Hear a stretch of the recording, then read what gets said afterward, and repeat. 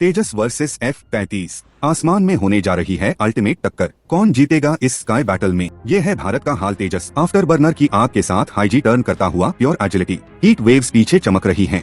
Dog fight में ये है बेहद खतरनाक। F-35 लाइटनिंग 2 स्टेल्थ पावर और सुपरसोनिक स्पीड के साथ आसमान में entry. F-35 action weapon bay खुलते ही deadly precision. After burner flare pure 5th gen domina. अब दोनों आमने सामने। Smoke trails, blazing flames, sky turns into battlefield. Vertical climb, दोनों बादलों को चीरते हुए ऊपर। कौन जीतेगा इस धमाकेदार डॉग फाइट में? Dramatic storm clouds, slow reveal, afterburners glowing.